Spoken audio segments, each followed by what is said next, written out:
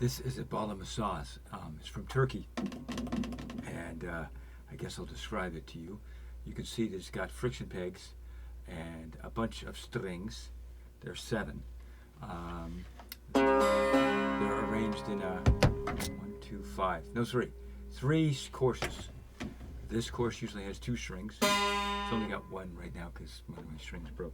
This has got 2, and this has got 3. 2 skinny strings and a thicker string, a wound string.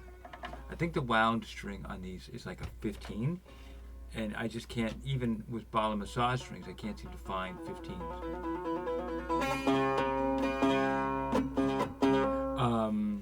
This normally would be about a 14, or maybe it's an 18, and a 7. These are 2 like 9s or 10s, and then these are 2 7s and like a 14 or 16 or something.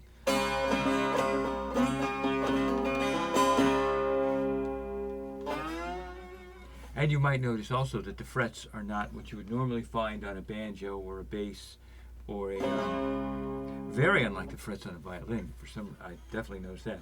I've got the normal notes of the major scale, do, re, mi, fa, sol, la, ti, do, but also these notes that are kind of in between those, like this one.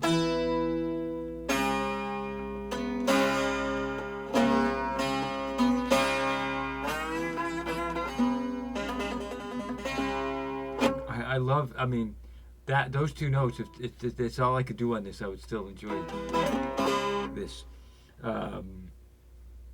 So you can play makams on it, obviously, Turkish makams, which are kind of like modes, but they're usually like a set number of notes, and I can't say they're necessarily played in the same order, no. I don't really know how to play this in a proper Baglama Saz style.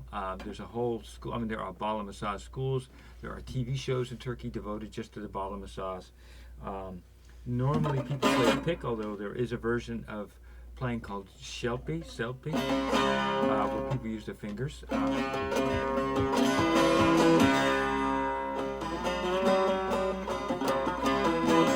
I don't play, I mean, I play it in my messed up Mississippi Delta Blues sort of thing, anyway, and I don't know if there's anyone else who plays it with a slide. But everything about my musical act is doing things wrong. Now, it's got I think a mulberry neck and body. Very, very resonant. It's very deep. It's very light. I finally made the neck a bit thicker because this has a very thin neck by taping a piece of wood on. I think I'm now going to screw it on because the tape cuts the resonance, as does my pickup arrangement. They do make electric sazes, but this isn't one of them. I took a lace sensor pickup and I made these 2 platforms out of moleskin, and I put it on upside down and I just duct taped it on. So that pickup is that sound. That's a Bugera V5 Infinium amp. And this pickup, which is a piezo pickup, which normally sound like dog do. I'll just boost the volume a bit. It's going through a POG, an octave pedal, so it generates an octave down, so I get a very bassy note. And that's going through an orange amp that has its speaker cab in a cooler. I took a cooler, put the cab in there, and lined it with mass-loaded vinyl, so I could. And I have a microphone stuck in there, an SM58. So that's one of my recording things. And I can. The orange amp is, the V5 Infinium has a 0.1 watt setting, and that's usually what I use. Even when I play it, it's only like 75 dBs, a foot from the speaker cone. So it's not. It's incredible. You can get incredibly saturated sound out of it at a low volume. The orange amp is not such like that. It's loud, so I gotta mitigate the sound. So the Baglama Saz, Saz means, by the way.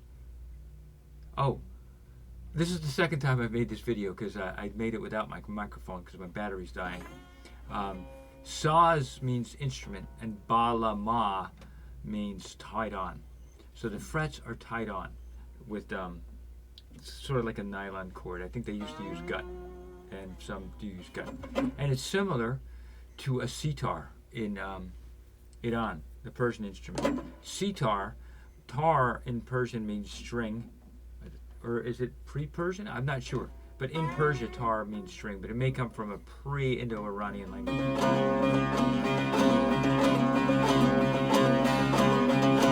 I forget. So at any rate, yeah, sitar, C is a root for three. And it's similar to other instruments in like Kazakhstan and Uzbekistan and Kyrgyzstan, like the dutar, which has two strings. I think that's more popular in Turkmenistan and Afghanistan, as well as the dombria and komus and kopus, which have 2 to 3 strings. Some have frets and some don't, but there's a whole family of long neck lutes starting in Istanbul, going east to get to China, basically. And then the sarod, I think, is related tangentially to, well, I don't know. But that relationship continues, obviously, into India and Pakistan, like a evolution of instruments. I first learned of the Baglama Saz from David Lindley. David Lindley has his own musical act, but he also played a lot with Jackson Browne. So if you think of the solo in Running on Empty, that's David Lindley. I went to see David Lindley. He had a band called Rio X. Really great songs, like She Took Off My Romeos, or Quarter of a Man, Quarter of a Man in the Market, got a quarter of a car, so it's easy to park it. He only pays quarter fare. Yeah, but that was with the band, and then I saw him in the 90s, and he was playing an acoustic show, playing a lot of Mississippi Delta blues on a lap steel, like a Wissenborn, and he also had these two instruments, this and an oud. And I'm like, wow, what a cool thing. So I knew they existed, and then in 2014, a friend of mine who's from Turkey was in Turkey, and he posted on Facebook, hey, I'm coming back to LA. Does anybody want any Turkish delights? And like a total poser, because all I knew of the Saz was David Lindley, I just Googled Saz players, and I wrote Orhan Gencebay, who's a famous Saz player. He has a TV show. He's an actor in many films. I mean, just like a hero. And then I realized, whoa, what a poser I am. I haven't even listened to any of his music. So I started listening to it on YouTube, and I'm like, holy cow. And other people like Ali Akbar Shishak and just a myriad other players. It's a whole world there. And playing is just phenomenal. And it's just so captivating. All these. And yeah. And what really struck me with a lot of that was a lot of things would start off with a very free improvisation and then lock into a trance-like hard techno type rhythm, a lot like Mississippi Delta Blues. So I started listening to a lot of other music, and then I kind of ended up listening to a band called Tartit from Mali, and I'm like, wow. And then I started listening to other bands from the Sahara, like Tenarawan. I'm like, oh, holy cow! And then Ganawa music, and so I've been to Morocco 3 times because of the music. And maybe I'll move there. So I'm not sure what exactly else to say about the Baglama Saz. I got this from Sala Music.